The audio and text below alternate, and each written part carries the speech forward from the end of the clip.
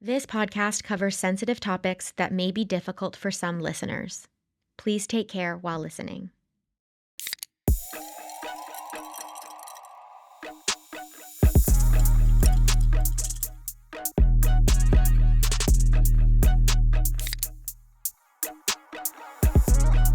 Undrunk.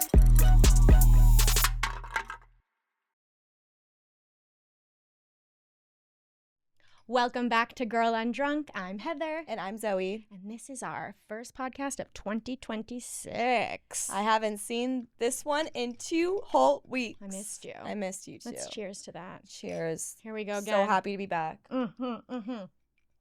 How's your mental health? Oh. What did you say on the New Year's episode your mental health was? 3? 4? 3? Yeah. 3. I think my mental health is like a 5. Okay.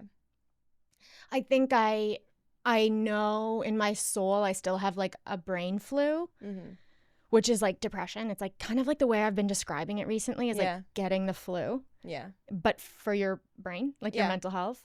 So I know I'm still kind of sick, but I am coming out of it. But like I can't go run a marathon right now or like exhaust myself because I'll just get more sick. How's your mental? My mental, I've got to say, it's good. I got to say, we're doing good over here. That was so funny. Zoe posted something on Instagram, like a picture of us on FaceTime, and she's like, one half of Girl Undrunk is having the best week of their life, and the other half is just fucking in hell. Like, I know. But that's okay. Honestly, so sorry. Okay. It felt good to me. I could just let you talk about your mental health, but no, I'll interrupt you. I think I would give my mental health like maybe an 8.5. That's great. Yeah. I was listening into someone's conversation yesterday at Othership. Like, it was 2 bros talking about, like, how their holidays were. And one of them was like, yeah, like, I was just resting for, like, 4 days from, like, the 25th to the 29th. It was just so restful. I slept. I just relaxed. I'm like, fuck, my holidays were not restful or relaxing. There was a lot to get done, lots of families to see, but it was still, like, a lot of fun. Yeah. But yeah, so like my holidays weren't relaxing at all, but Do you want to say why? because I spent the holidays with my boyfriend and his parents are divorced, so there's so many families to go see. His mom's, his stepdad's family, his dad's, both of the grandparents. Like, there's just a lot of houses. I think we went to 5 different houses in one day. In the span of 24 hours, we went to 5 different houses. Oh, no. Which is insane. No. And my boyfriend is moving to the city, moving in with me. And we packed up his whole house. And it's a tiny house, but that man has a lot of shit. Yeah. And A sentimental brother. he's a sentimental brother, which Yeah. I am not at all. I'm not sentimental at all. I'm like, hey, have you ever kept a birthday card? No. No. I'm not sentimental. Sometimes with clothes, I'm like, I know if I get rid of this, I'm going to need it again. But no, I have a lot of shit in my house and like my drawers are messy, but it's nothing as sentimental. But when it's time for you to clean out those drawers, you're like, okay, get it all out. Oh my God, if a bulldozer came in here and just everything, I'd be like, okay, great. I'll take my bear. Yeah. I'll take my son. Leave this room as is. Yeah. And then bulldoze. And then bulldoze. I'm like, there are caveats, but go ahead, take it. Yeah. So I think like it took us a while to pack up the house. There's like a real estate guy that came in to take photos, and now they're like showing the place. Is he renting it or selling it? Yeah, he's renting it out. Yeah. That's good. That's nice. So it's funny too because I thought that we were like gonna get rid of like some hats, some socks, you know? He didn't tell me that there was piles and piles of shit that we had to go through. I'm like, when were you gonna fucking tell me? I opened one box and I'm like, oh, okay. And then I open another box. Eventually I've opened 30 boxes. Like, what point were you gonna tell me that you have a lot of shit that you need to get rid of? He was like, no, I wasn't gonna. I would just like let you open them all. I love addicts and their half-truths. And then there's this dichotomy with addicts where it's like when we get sober, we really trust. We trust a lot, and because we take people at face value because you have to, because they deserve that and it's just good. But then we forget that addicts are half-truthers. Yeah. Not necessarily liars, half-truthers. Yeah. But then it's like, I trust you to tell me that your house is full of stuff. Yeah. You are half a liar, so shit. Well, my boyfriend is an addict as well. He's almost a year sober. I was like, I'm a little bit frustrated that I didn't know I was going to spend 12 hours of this Sunday cleaning and organizing and throwing out stuff and going to Goodwill 5 times. Like, I would have liked to know that this was going to be how my Sunday was going to be. Yeah. Like, if I just knew, it's fine. But the fact that he didn't tell me, I was a little bit pissed off. But I think he didn't tell me because he was ashamed and embarrassed and blah, That's blah, what blah, I was blah, going to ask. If you put yourself in his shoes. Yeah. Why? Yeah. Do you think that's what it was? He was embarrassed? Totally. He said that after. He was like, I was just like afraid to say because I'm embarrassed that I couldn't do that. Mm-hmm. That's what he said too. Like, I couldn't have done this without you. Like, he's tried to get rid of shit before, but he gets overwhelmed. So I'm glad that I did help him with that. Yeah. It felt like I'm the best girlfriend ever. Truly. But he like built a closet in my condo 2 weeks before that and painted all the walls and refreshened the house for me. So it's like he did that for me so like I can help you clean out your house. Yeah. You know? Yes. I wonder moving forward if this is like not your responsibility, but now that you know this, it's like if we have something to do, could you please tell me how much it is? Because I wonder because I think I'm quite like him in a lot of respects. Mm-hmm.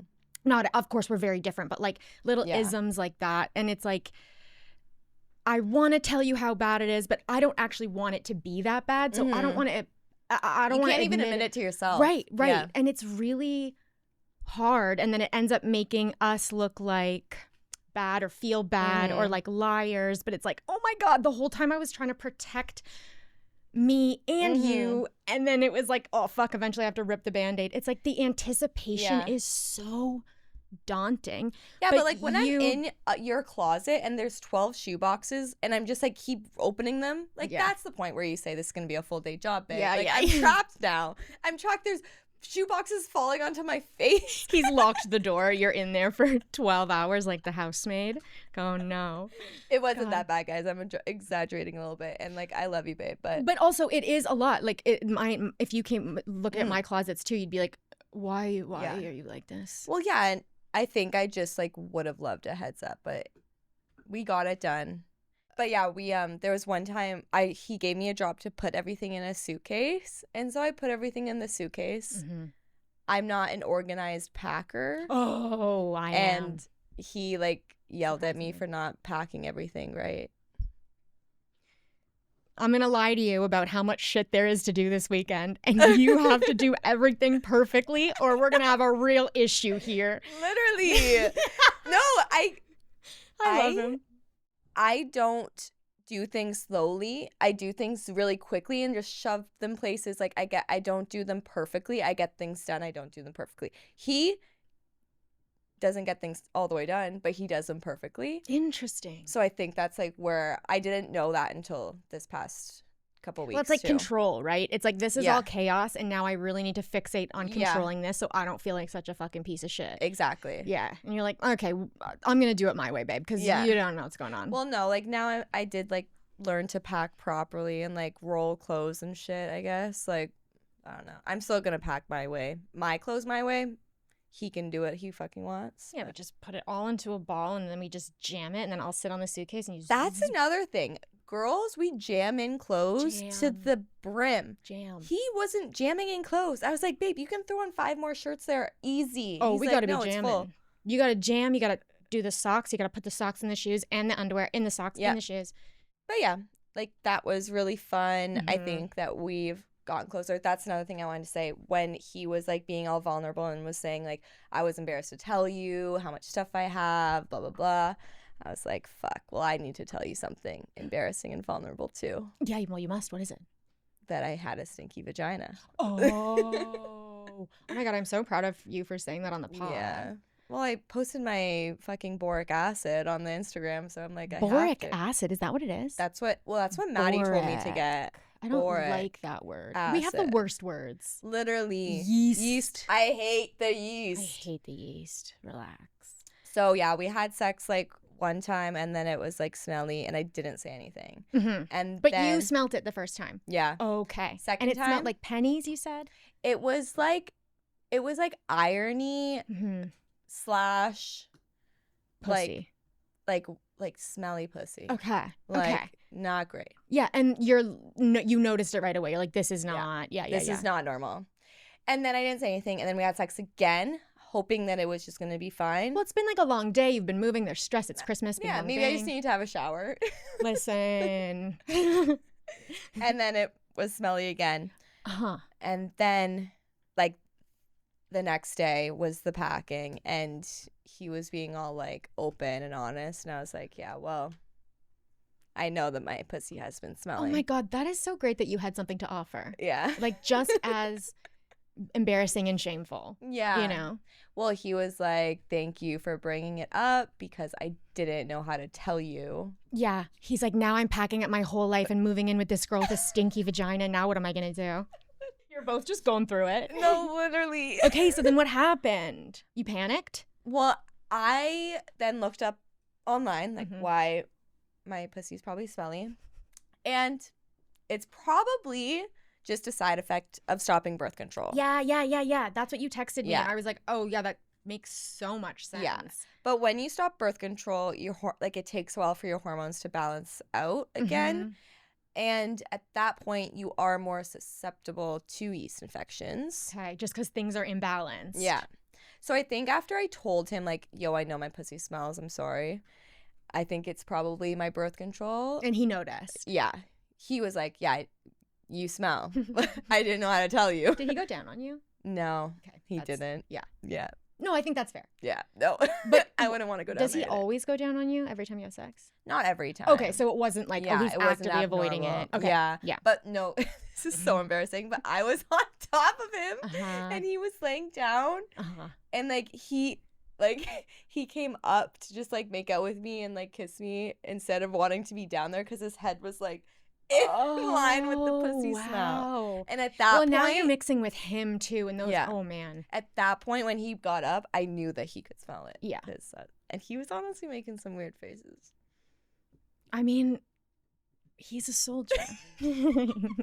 Fought war. Okay, so you went to the pharmacy. You got. Well, at first I wasn't gonna go to the pharmacy right away. So after I told him, I was like, yeah, I'm just going to wait a couple days, and if it doesn't go away, then I'll go to a walk-in or whatever. Yeah. But then I told Maddie, and Maddie was like, just go get some boric acid right now, and then I went to Shoppers. I said, put your elbow inside yourself and see if you have a tampon up there. I honestly did that as well. Yeah. When I was in the shower, I went up there and felt no cotton, so I was fine. That's good. And yeah, and then I ended up going to Shoppers and just getting the boric acid. And now my pussy smells amazing again. Like, did it work right away? Like overnight? Probably like 2 days after I did the boric acid. Suppository? Yeah, shoved it up there. Okay. And then, 2 days after, I was like, okay, let's try to have sex again. Because I didn't even want to have sex when I was smelling like that because I was like, I don't feel good about myself. Well, you don't want to smell it either. You're like, that's not sexy. It's not great. No. It doesn't get me in the mood. No. So I gave him head once. He came in my, mouth. But this is not a sex podcast, by the way. I love you. I missed you. Maybe we should move in together. Just kidding. I think so too. We have essentially lived together. Okay. And yeah, then we're good. Damn. Okay, that's good to know. Yeah. How was your holidays? Like seeing your family. Was family good? Oh yeah. Oh my God. Okay, so Christmas was great. Honestly, like I went to Ottawa with my sister to see my mom. This was the first Christmas that my parents are having separate Christmases. We had my dad's Christmas downtown, and he didn't fucking tell us it was Christmas. And he just was like, because he's here all the time. Yeah. And it was like 2 weeks before, or whatever. And yeah, like 2 weeks before Christmas, and he was here. I missed Christmas because I was in a depression and I didn't know it was Christmas. Yeah.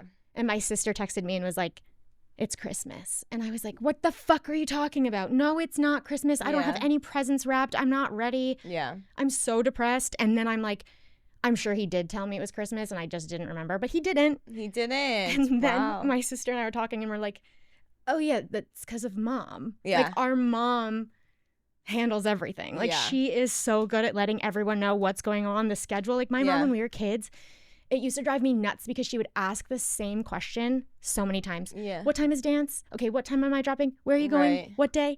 And I'm like, yeah, you're doing that because you have to get it in your head because you're the one that controls this family. Yeah, and like, literally. Like handles it. Yeah. But no, moms are amazing. I can't do it. Yeah. It's amazing. Yeah. My mom... but then you had a different Christmas with your dad. You did end up seeing him. Yeah, we did have we had a Christmas before we went to Ottawa to see my mom. And that was nice. My dad and I got each other cashmere aloe suits. And then we were just sitting around in our cashmere suits. You didn't know that he was going to buy you one and then you bought him one? Oh, no, we both knew. Oh, okay, that's funny. We both wanted aloe cashmere. Yeah. But it's like pilling already and I'm feeling like... Are you drying it? No, I just wore it twice and it's starting to pill and I'm feeling like... Honestly, I don't like aloe. I don't either, but because of the price point, like I know cashmere and I'm like, okay, it's not like the best cashmere because, I mean, Laura Piana is like amazing cashmere, but it's so expensive. It's a $10,000 suit. Yeah. Which is why I kind of quit my job in retail because I was sick of selling $10,000 suits when I was making no money and people were literally dying. But I'm like a little disappointed that the price point is so high. I would be disappointed too because it's not like aloe cashmere sets are cheap. No, I feel like they're like probably like $400 for the top and bottom. Like it might be $500. Yeah, and I'm like, dude, but I don't know. You know what expensive thing I got for Christmas? Oh my God, the hairbrush. Yes. Oh my God, what is it? Boar? The Mason Pearson hairbrush. Okay, do you notice with boar bristles? Do you love it? Honestly, it's getting like my hair a little bit staticky, but I think it's because it's like new and it needs to like work my hair. It needs to get like your oils in there. Yeah, I've heard that online that like you can be a little staticky at first. Yeah, but so like right now fun.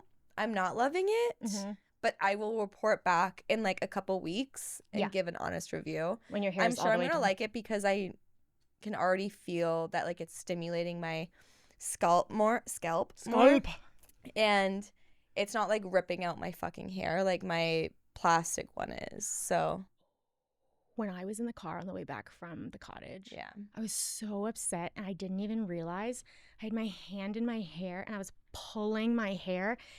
There was like a chunk of hair in my hand and I was like, oh my God, this is like its own mental illness. You cannot get in this habit. I'm like, ugh. But it was a lot and it was like quite jarring and I was like, babe. I didn't even know I did it. Well, I'm sure because you were depressed the past couple of weeks too, like your hair starts falling out. So like, and then you pull it.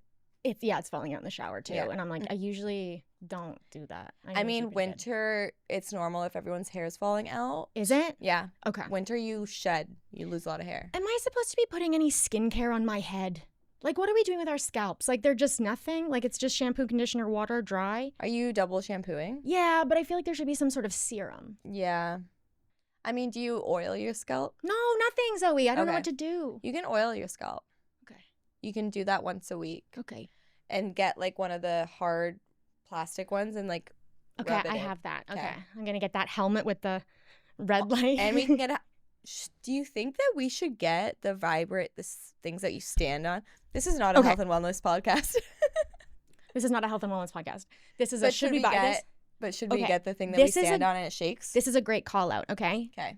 To mention my friend P, our friend P, we'll link her episode here. She's a fitness and nutrition person. Okay. What does she think? She's also pregnant and it's so cute. No, she looks amazing. I loved the outfits that she posted the other day. She looks amazing. Yeah. I know those outfits. And like her face isn't even bloated. I know. I do not understand. I guess it's just like I guess you have to keep working out when you're pregnant, I guess. Oh, she's like lifting. She like lifts her husband essentially. Oh my God. I know. She picked me up. I walked in. She just picked me up. I said, oh my God. Heather, you're here. Yeah. I said, you're pregnant. She said, child's play. But Paige, what's up, Paige? She said, I said, do I need that? Okay. And she said, Heather, it's obviously bullshit. She said, girl, but is it good for like the lymphatic drainage? That's what I said. And she said, now. Okay, we're the same person. Yeah, because I'm like, I want anything that'll improve my life and longevity. And she said no. She said that thing, they used to have like the butt shaker back in like the 50s. And she said, that's been disproven. Yeah. Yes, this is for a different thing. That's for fat loss. This is for lymphatic drainage. She said, but the only way to really, move your lymph nodes is to work out and manually move them. Because like your lymph nodes don't have their own pump. So you like have to do, like my lymph nodes in my armpits are swollen. Yeah. Because I don't, Yeah. But she said no. She said it's a waste of money. Okay, fine, Paige. I know. I was like a little mad. I was a little mad too because like I wanted something new to buy. I know. And that's exactly right. And that is exactly right. To fill the void. So he's like, when are we getting a sauna at the cottage? And that's all I want to know. I want to know it too. And my sister's on board, so that's okay, good. And then is your sister on board for a pool table? I think if you said Karen. Does Karen listen to the podcast? Religiously. Okay, Karen. This is my pitch to you, okay? Zoe wants to play pool with you. I want to play pool with you. Yeah. I also want to teach you how to look cool playing pool. I want to teach Heather how to look cool playing pool. I want you didn't think I looked cool? Yeah. Oh. Just broke her heart. Nothing news to me. I want us to be able to walk into a fucking bar and look at some guys and be like, us, pool, and us destroy these fucking men. Karen, that's all I want. We're back, baby. Back to it. My mom called me yesterday, 2 days ago. My mom, I love you. She doesn't listen to the pod. When we first started the pod, we were like very explicit, funny. We were like so excited. We're hilarious. Yeah, we are. And also like we're not everyone's cup of tea, and the shit that comes out of our mouth is like salacious. And I think my mom was expecting more professionalism. Yeah. I just think that she was expecting more from me. Yeah. And if it's not what she's expecting more like professionalism. Yeah, and if it's not what she's expecting, and like, this is how you get sober, A to B. Yeah. Yeah. And I think that's fine. You can think whatever the podcast is. But when it isn't what your expectations are, I think she felt like nervous for us, nervous for me, probably a little like embarrassed because her friends listen. Yeah. But I was like, okay, I really had to go like, okay, this podcast is not for my mom. Yeah. It's not for your mom. It's not for my dad listens, but it's like, it's not for them. It's for, us, our people. It's for us 5 years ago. Yeah, that's exactly right. And I was okay with that. And I was like, oh, it's a bummer that my mom like thinks this, but thinks we're a bunch of sluts. Yeah, but also like it's so important to the story. Like how we conduct ourselves like as women. It's so important. And like I don't know what that generation is about, but they are not fucking in the way we're fucking, and that's okay. But my mom called me 2 days ago crying. Well, she wasn't like fully crying because she's like a soldier, but like she was like sniffling. Yeah, like her eyes were red, and I was like, oh, what's all this then? And she was like, I just listened to your podcast, like the New Year's episode, and which, by the way, is one of my favorite episodes we've ever done. Watching it back, I was like, damn, I love you. Like, we're best friends. Yeah, we're best friends. But she listened to it and she was like, I'm just really proud of you girls. And like, she's like, I only listen to the guest episodes. And she didn't want to say like why. Yeah. But because she didn't want to fight. But she was like, I only listen to those. I like them. Yeah. She's like, but I listened to this one and I just feel like, she's like, I think talking about my family and their Christmas, like the Christmases, that was big for her. Probably like healing for her too. Well, yeah.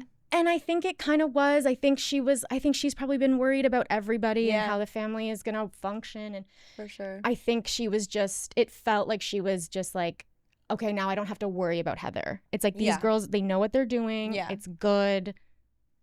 Thanks, Mom. Yeah. And it was really nice because I feel like we thought about the podcast at some point, and then it was like, I'm going to keep doing this. Like you and me are going to just, and we have our intentions, and like you can come on if you want, but if you don't like it, you don't like it. But I feel like she got it. Yeah. And I was like, I mean, we did talk about anal at the end, but like, I don't think she knows what pegging is. Look it up, Mom. Yeah, you'll learn a lot. Okay, so So that's the holidays. So I that's hope the everyone's holidays. holidays was really fun. And yeah. Like, did you have a good New Year's? Yeah, Heather, did you go out for New Year's? Because you said on the New Year's episode that you were going to go out. No, you said, do you think you're going to come out with us? And I said, I don't know. That's what I said. You put words into my mouth. You're a liar, and you always have been. That's exactly right. I am. Honestly, I may have said I was going to go out. I don't know either. I feel like I might have made that up. I think I knew I wasn't going to go. Yeah. It's so cold. It's also been really cold, but I don't want to. I really love staying in and waking up early on January 1st and getting shit done. There's two types of people. 100%. There's two types of people. And only two. And only two. And you fit into one of those You either boxes. go out on New Year's or you stay in on New Year's. And if you don't do either of those, then you have to go to an island with an uncontacted tribe and just... Island.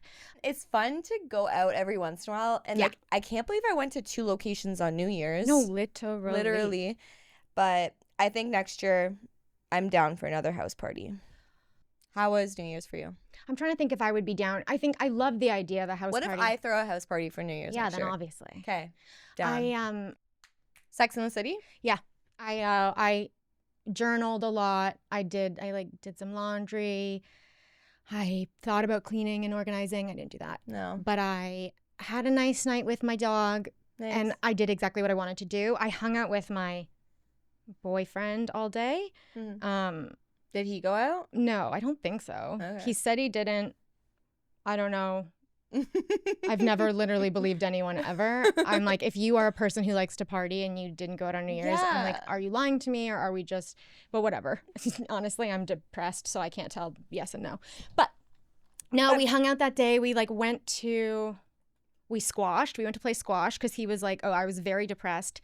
And he was like, so I think that maybe it's time to try to move your body. Yeah. And that's it was. Great. Yeah. Squash is really hard. It's like kind of lame, but like watching them play, I'm like, damn, these are fucking athletes. Yeah. It's cool. It's hard. It's not lame. They wear the glasses. Yeah. That's lame. That's lame. But like, why do they? Because like the ball can hit you in the eyes? Yeah. Because I was like lobbing it and they like fucking slice it. And it's like, gah, gah, gah. I'm like, does everything have to be? The fact that you know the word lobby is hilarious. Lobbing. You know when you use like lob a ball? No. Like lob it. Like lob it to me. I've never heard that. Bounce pass. I know that. I know bounce pass. Should we play basketball this year? I want to play football. Football, okay. I want the lesbians to watch me throw a spiral. Do they play football? They play flag football. Okay. I've been like flirting with them. I've been like peacocking a little bit. I'm like, do you need somebody? It's okay. I can go over with them for you. We can act like we're lesbians so that they invite you in. Or we could. The thing is, like, I'm like, do we start our own sober flag football league? But then I don't want to be in charge of anything else. Is there enough sober people that want to play flag football? No, there's like literally gotta be. There's gotta be. Okay, but honestly, at the end of the day, I just really want to throw the football back and forth between friends. That's all I want to do too. Which I think. Yeah, we can just do that. Cotty. I think that's great. I think it's important right now because we're a sober podcast to bring up the elephant in the room. Yeah. It's January. It's dry January. Do you know anyone in your life that's doing dry January? No. No, me neither. No. No, actually. But I feel like I used to see it a lot. I'm not really looking for it. I feel like everything on my feed is away from like those kinds of trends and it's mostly just like sober stuff. People, yeah. Did you ever try to do dry January? No. Never crossed my mind. Never crossed my mind. Try January? No. No. Did you know anyone who's doing it or who does it? No. No, me either. I feel like I know peripherally people who do it. I definitely thought I was going to do it every single year for like a decade. I was like, oh, dry January. And then I'm like, wait, but there's so much to do. I know. Well, and January. I have to eat. If I'm going to eat, I'm going to have to drink. January is like one of the most like depressing months too, living in Canada because it's just cold. The holidays are done. So it's like, what do we do now? Not drink? Yeah. That's crazy. Yeah, it is really depressing. I wonder if like people feel this way in California. I think so because you know what I think the problem with dry January is? Yeah, tell me your thoughts. I think that for people who are really struggling, some people can do stuff like that. Yeah. Some people can do dry January. Some people can do a 30-day juice cleanse. Some people can start running a marathon. No people that need to get sober are gonna do dry January. The people who already like aren't drinking a lot are going to be like, oh yeah, I'm doing dry January. Yeah. Like it's those types of people that are doing it. I think some people do it and then they're like, oh, I loved that. I'm not drinking anymore. Same. I think it's a good gateway to get like to just like not drink all the time. Do you kind of? Because if you're doing dry January as someone who doesn't drink a lot, then you're opening your mind to like, oh my God, mocktails are amazing. Oh my God, I don't need to drink every dinner I go to. What do you call it in AA where it's like the 3 different kinds of drunks? Like type A, type B, and then an alcoholic. So people who can like cut shit out like that is like type B? Yeah. Okay. I think like there also is or like type A is like someone like can take or leave alcohol like whenever they want. Type B is someone who like drinks excessively, but when something like goes awry, like ending up in the hospital, getting arrested, you stop. I think but like an alcoholic is you get in trouble and then you can't fucking stop. Yeah. I think the good thing about dry January is that it I don't really know. I guess it like for us, it's good because it introduces non-alcoholic things, and we're like, yeah guys, we got 'em. Hey, we're here. But also, cutting something out like that, and I can only speak for me as an addict, cutting out something like that is never about the thing. Cutting out alcohol in January, it's like, okay, but for what? Like, are you trying to jumpstart your fitness? Are you trying to be trendy? Are you trying to stop drinking? What are you trying to do? Because at the end of it, if you make it through dry January, now where are we? Well, yeah, if you are someone who drinks 4 times a week and you do dry January and you make it through, then are you going to drink excessively again in February? Like, what's the point of it? Yeah. Like, then try to just do moderate. Drink 2 times a week instead of 4 times a week for the whole year, not just in January. Yeah, and then I also wonder people who do dry January, to me, it's do. I'm gonna clip that. People who do dry January are I guess that you wouldn't say people who do. Yeah. People who do. Yeah. people. Oh my God, I'm the grammar police now. The one and only time I'm the grammar police when do is involved. Do you feel good? Is this power gonna go to your head? This is gonna be horrible. It is. Oh God, the power that I hold. Here's what I will actually say about dry January. Okay. I get it. And it's really optimistic. I think that there's 2 types of people. LOL. I was like, I'm going to say something about dry January. And I'm you're like, so actually sorry. Me. There's the 2 types of people. Would you agree? Only Going back to the 2 types. Only 2. That do dry January. The ones who are like already health and wellness year and going to use it against people to be like, I'm doing dry January. Make sure everyone knows I'm doing dry January. Yeah, There's that type of person.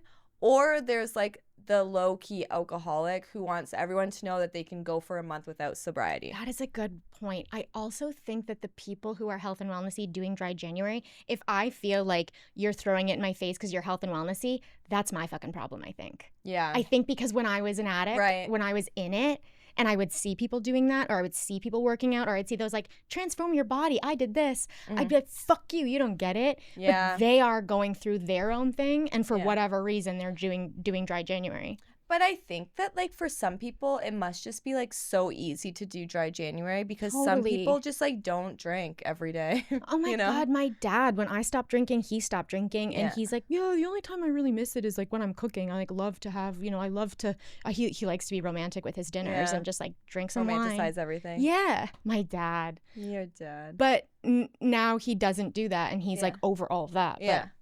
But, I think what I will say is dry January is hard and it is hard for a reason, and there are some of us who can't do it. Yeah. And you will fail day one. Yeah.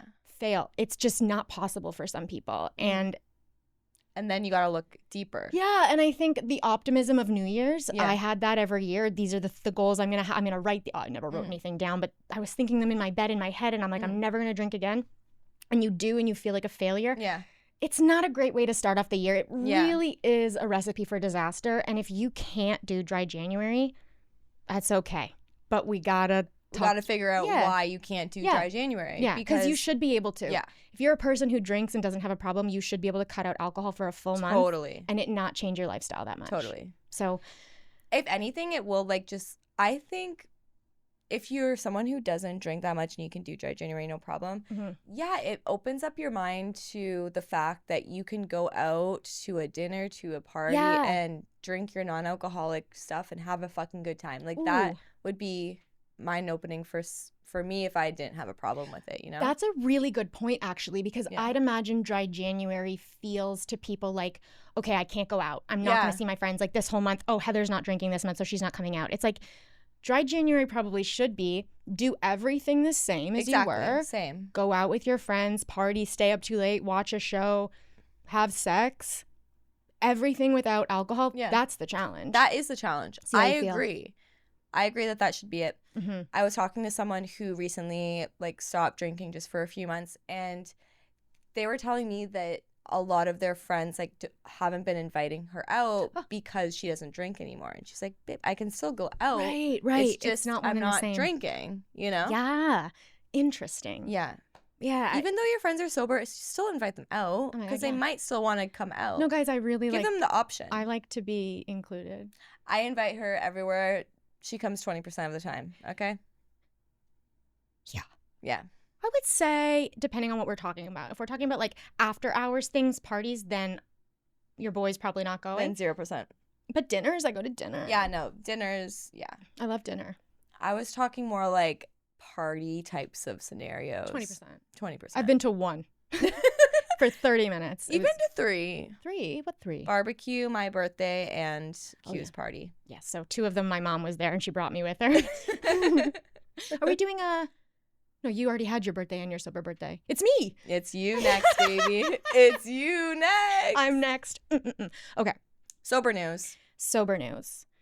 Diddy. And the Nickelodeon guy. I feel my heart right now.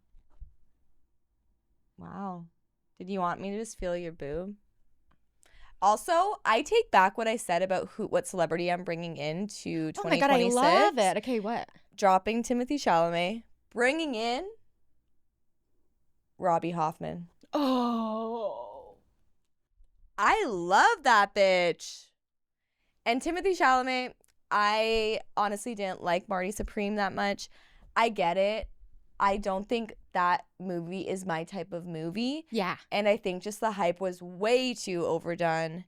And it's just another fucking man doing whatever he can do to get what he wants. Like, do we really need that type of movie right now, guys? I'm really... You know what this is? What? This is seeing flaws in the people that you love and look up to, and that's a responsible consumer of media. Yeah. Because we can't just love everything somebody does, or you buy a red hat and then you just like hate trans people for no reason. It's very confusing. Like Timothée Chalamet, go back to making shit like Beautiful Boy or Call Me By Your Name, and I will love you again. But another white man just doing whatever the fuck he can do to get what he wants? No. Timothée Chalamet, if you don't put your dick in a peach within immediacy, we're gonna have a big problem. We're gonna have a big problem. Robbie Hoffman? Oh my God. Hilarious. I want to know everything about their fucking life. Oh my God. I would love to know everything. Oh my God. Rivka Hoffman. If you want, look her up on Netflix and watch their special. Damn. And also their wife, Gabby Windy. That's like how I knew about Robbie. Did you watch Gabby's season of The Bachelor? No. Damn. So good. So cute. Yeah. I want to talk about Diddy. Yeah. So okay. First of all, fuck that guy. Fuck Diddy. Fuck that guy forever. Fuck that guy and fuck all of his friends. Yeah. And that's a point I want to bring up. Yeah. My initial thoughts of the doc are, A, I'm traumatized. Mm-hmm. Or, no, I wouldn't say traumatized. A, I'm triggered as fuck. Mm-hmm.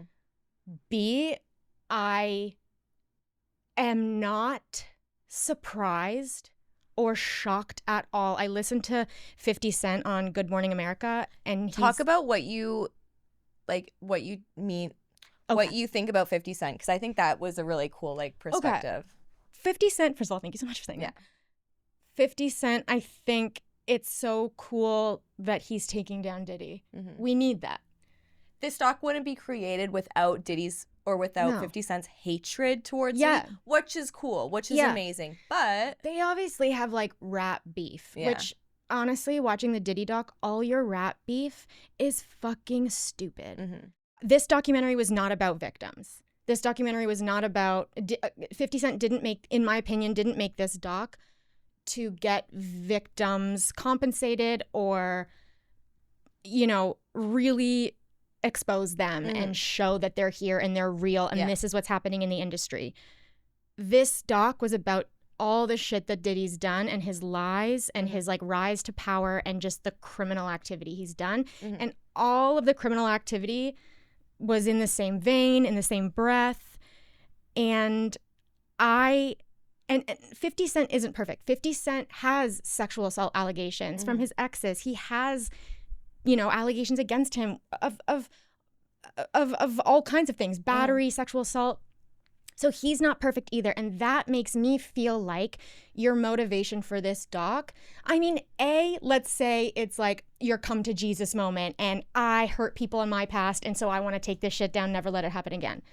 That's not what this was. Well, he didn't say that. He didn't say that. Yeah. This was to take down Diddy, and everyone in that doc, all the victims are fucking collateral damage because this was not a trauma-informed documentary in my perspective. No. You're right.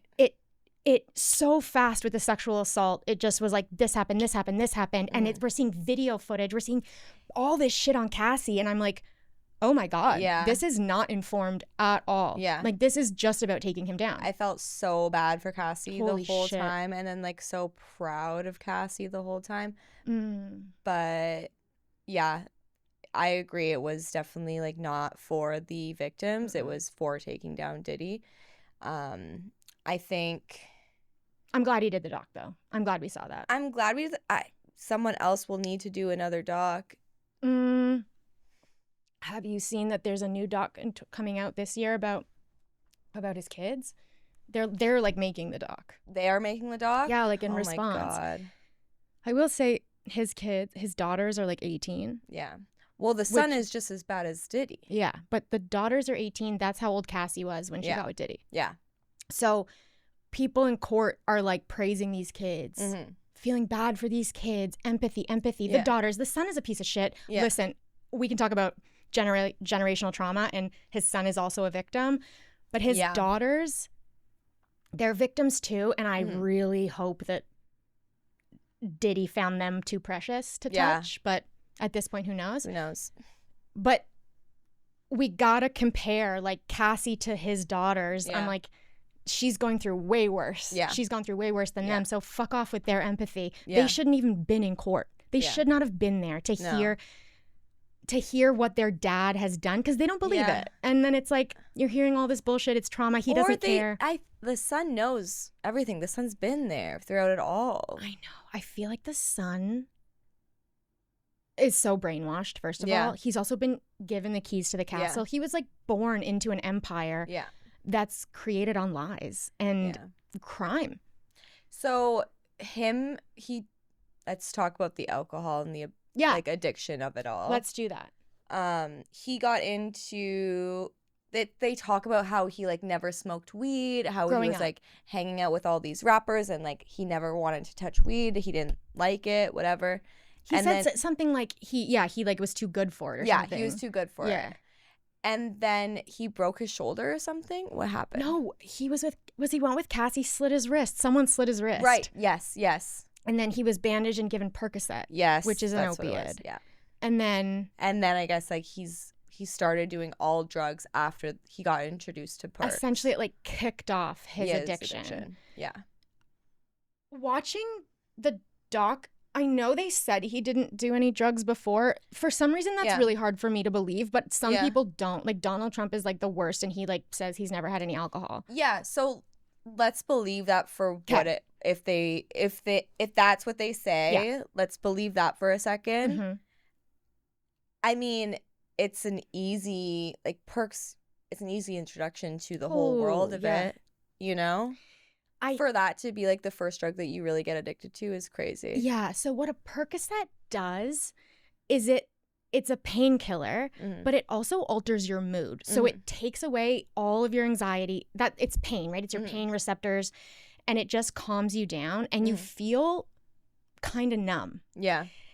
And getting addicted to opiates, you are at this state, as somebody who was an opiate taker, you're at this state of like nothing. And so you can't really work like that. Right. So you got to take more shit. But you want to take that. Yeah.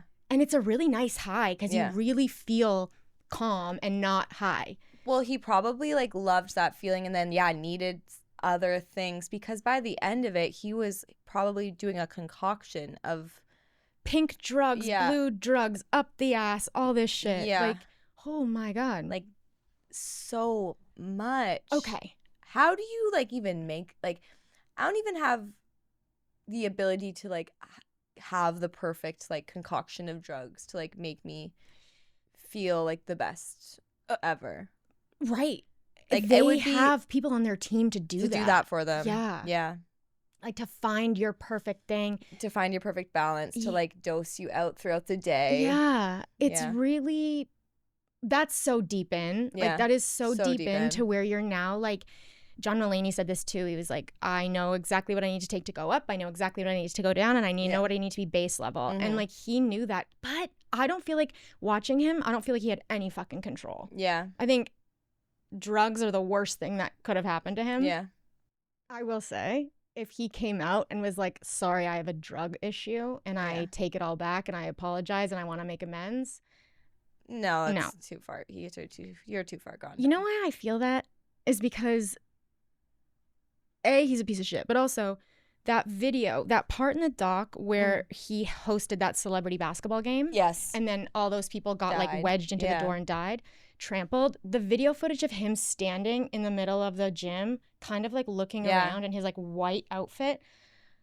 You know what? That reminds me of when serial killers or murderers show up to the crime scene. Yeah. Oftentimes when someone goes missing and there's a search party, the assailant is there. Yeah. Because they want to be close to it. They want to see it. It's like part of their art and their craft. And so him like looking around like that, to me it felt like I did this. Yeah. And not in a, oh fuck, I did this. Yeah. Because then they go to the hotel. He's with Kirk, his friend. Yeah. Sad.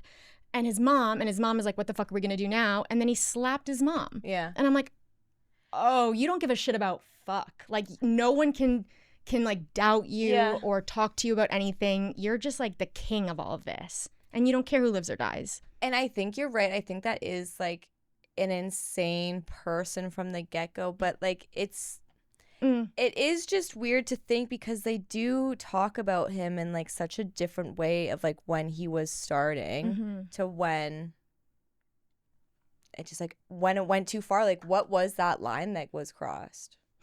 Is what I'm curious about. But again, I think I take that back a little bit, because it seems like he was always manipulating people even when he was starting to get to the top. Yeah, that's a good question, because he didn't seem shy. He seemed very ambitious. Yeah. It didn't feel like he had much self-doubt. No. It seemed like he wanted something and he got it. And to me, it feels like in the beginnings of things, when you're moving up in life, you're super empathetic. You want to help. You want people to, you want to be cool with people. You want to get in their good graces. And then something happens and he's like, fuck you, I'm the king. Yeah. Just, he was always using the people to get to the top. And then he was on the top and made sure that no one else could ever get above him. Yeah. And I think that leads me to the question of everyone around him. Yeah. And a lot of times, I mean, at the beginning of the doc, I texted you. I didn't watch the end of it yet. Like, I did now, but and I was like, fuck these people, fuck his friends, fuck that guy, fuck Kirk. Kirk is the worst. You're his best friend since childhood, and you're just like letting your boy do all of this shit. Okay, but when you watch the first 2 episodes, I did talk to you about how like it does make me nervous. Like, even our favorite boy, Dax Shepard, is best friends with Ashton Kutcher. Quiet. Who was best friends with Diddy. Like, I'm sorry, people like Ellen, who just like left the country. George Clooney just got his citizenship to France. Like, he's moving out because he said he doesn't want his kids to be up in the Hollywood shit. And I'm like, homie, what do you know? What did you do? Literally. Now you guys, and it just, if they knew anything or if they don't, Ellen did. I'm like, you guys are doing the exact same thing. Yeah. Enable, and then run away and leave the victims to then. Here's the thing about the victims. So many people don't believe them. And I'm like, you're asking a victim who was drugged 20 years ago and told that they were assaulted on video you have to then remember everything about that day, how much you drank, what day it was, what time it was, what you were wearing, what he was wearing, what you said. You are then putting all of that shit onto victims. And if they don't have the correct answers, Diddy walks. Yeah. Okay. Oh, it's 2026. We have to start believing. But this is right on the heels or in the pant leg of Epstein. Yeah. I'm like, we're just, and sometimes I watch these videos and I'm like, or watch what's going on with all of this. And I'm like, oh, they think we're so fucking stupid. Yeah. They think like, and there are people out here who will defend Diddy to the day he dies. I mean, those fucking jurors, which like, guys. But they shouldn't have even had a jury. I don't know why they have a jury. I think you can elect to have a jury or the judge can decide.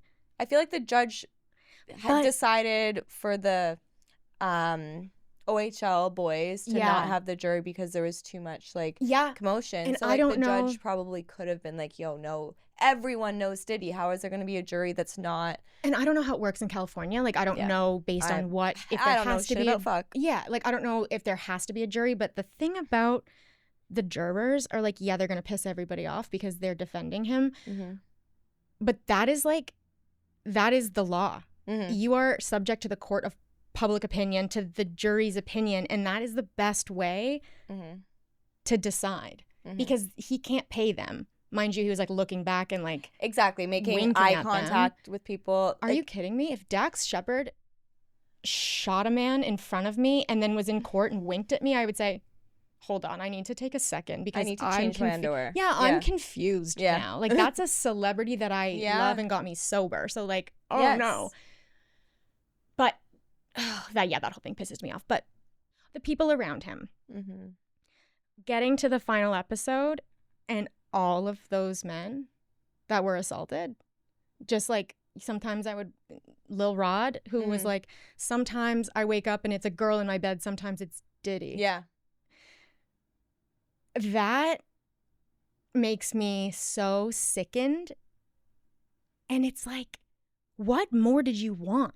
You got the best producers. You got the best writers. You got the best people around you. But now you have to drug and fuck them because you don't have enough. It's like not enough power. You have to have more. And it's like, holy shit. He's not the richest person in the world, so it's not super money motivated. It seems power motivated. I think, it's like the control and having whatever he wants and never having enough. It's a sex addiction is what it is. I think, part of it is got to be a sex addiction because sex addicts like have to have like 5 different women in a day and like do all this crazy shit and like it's always the next thing. It's the same, like it's the same with regular addiction. It's always like better, not better alcohol, but like throughout the day more or whatever. Yeah. And you're always pushing your tolerance. Always pushing the limits to everything. And I think that is what a sex addict is too. Yeah. So I think he definitely had a sex addiction, has a sex addiction. And I think he's definitely an addict for drugs and alcohol as well. Yeah. And definitely has a bunch of mental illness shit. But at his core, I do believe that he is an evil person. I do too. I think he's demonic. Yeah. And I don't know where that started. His dad was a hustler. His dad died young.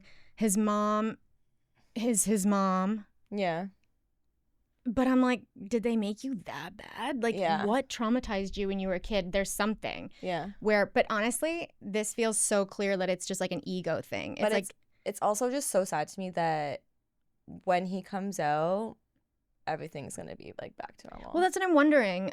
Charlemagne was like, he'll never work again. No one's gonna work with him. And I'm like, I don't believe that. Are you kidding me? Yeah. Like, yeah, he will.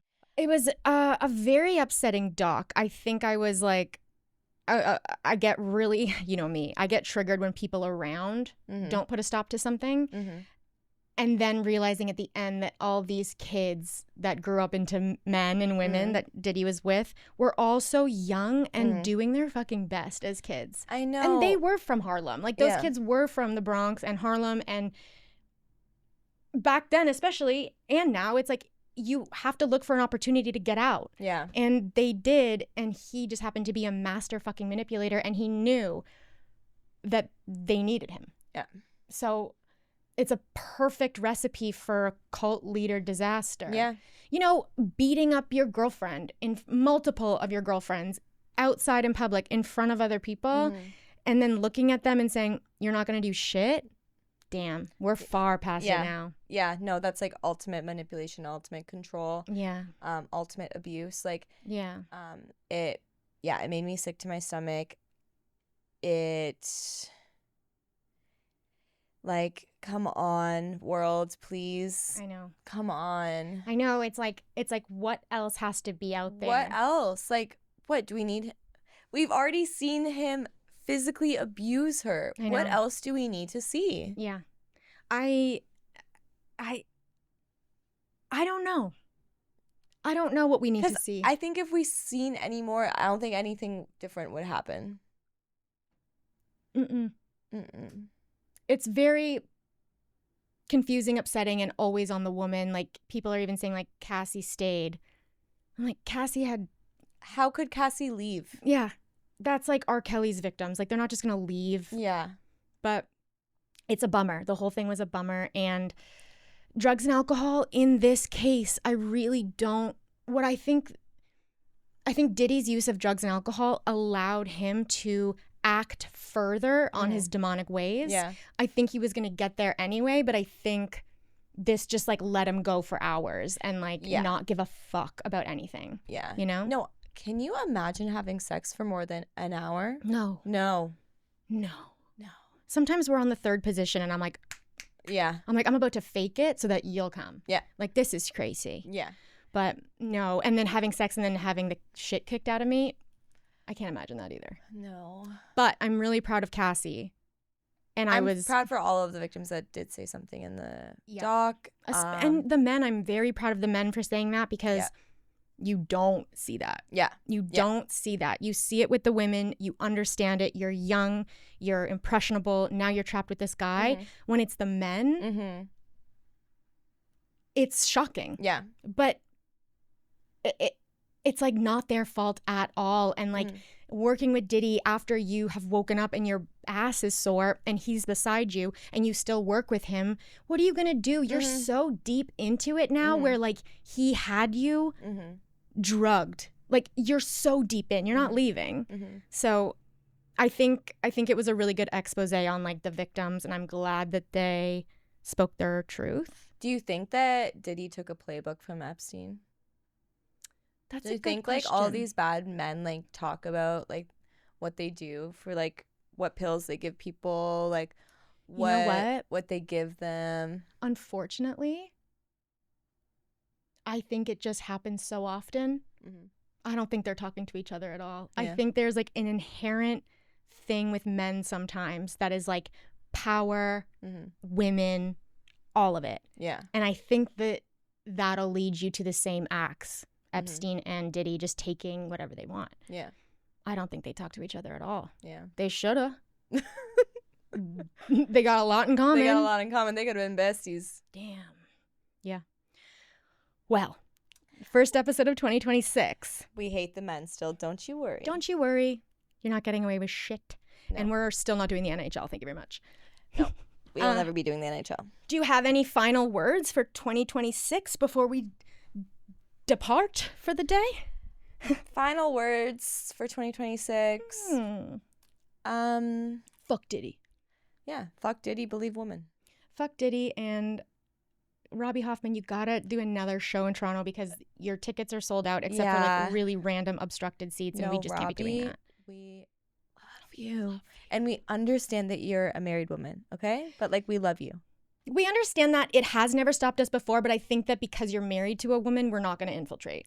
And like, we can all just be like best friends and hang out. I would love that. I would literally love that. I just want to know all your childhood trauma because it seems like there's a lot to unpack, and I'm like so into it. No, and like literally you're from Canada, so like come here. Yeah. Okay, well, we love you guys. Thank you so much for following us into this new year. We cannot wait. I literally can't wait for this year. Yeah, there's lots to be done. There's lots to be done. Thank you for sticking with us, and we love you. We're proud of you. So proud of you.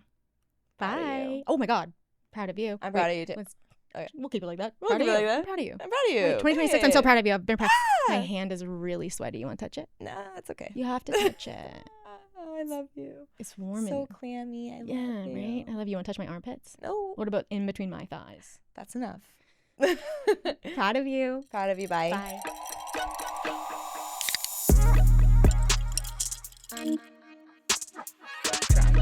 Thanks for listening to Girl Undrunk. You can follow us on Instagram and TikTok at Girl Undrunk Podcast, and or send me an email at heather@girlundrunk.com.